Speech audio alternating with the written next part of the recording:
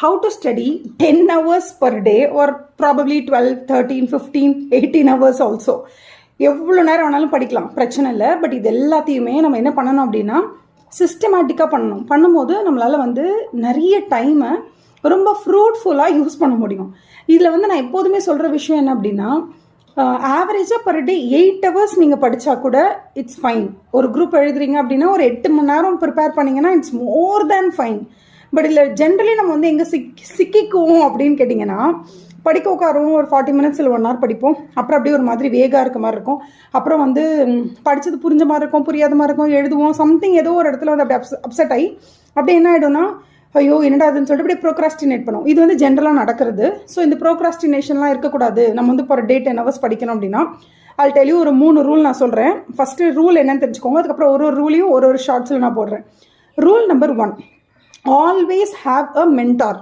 அந்த மென்டார் கிட்ட நீங்கள் கிளாஸ் வாங்கியிருக்கலாம், இல்லை அந்த மென்டார் உங்களோட சீனியராக இருக்கலாம், இல்லை அந்த மென்டாருக்கு அந்த சப்ஜெக்ட் பற்றி தெரியலாம், ஏதோ ஒன்று.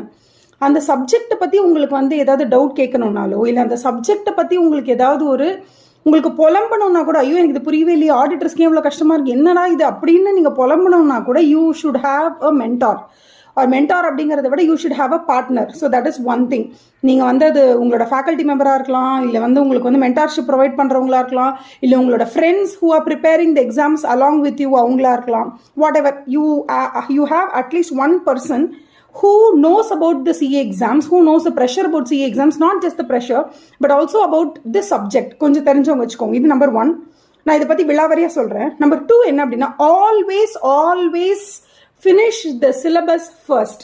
சிலபஸ் நீங்கள் வந்து ஃபினிஷ் பண்ணுங்கள். எப்படி ஃபினிஷ் பண்ணணும்? வீடியோ கிளாஸஸ் வாங்கி பாருங்கள், F2F போங்க, எப்படியோ ஒன்று வாங்கி ஒரு தடவை கடன்னு சிலபஸை ஃபுல் கிளாஸ் அட்டன் பண்ணி முடிச்சிருங்க.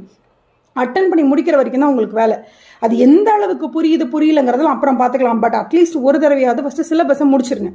ஸோ இந்த சிலபஸை முடிக்கிற கவுண்ட்டையும் நீங்கள் படிக்கிற டைமில் கொண்டு வரலாம். அதனால் நீங்கள் தாராளமாக நீங்களாக உட்காந்து படிக்கிறத விட சிஸ்டமேட்டிக்காக நீங்கள் வந்து கரெக்டாக அழகாக வந்து நீங்கள் பிரிச்சுக்கிட்டீங்க அப்படின்னு சொன்னால் 2 hours கிளாஸ் அட்டன் பண்ணலாம், 2 hours ஏதாவது சப்ஜெக்ட் படிக்கலாம், அந்த மாதிரி. I'll tell you how to do it, okay?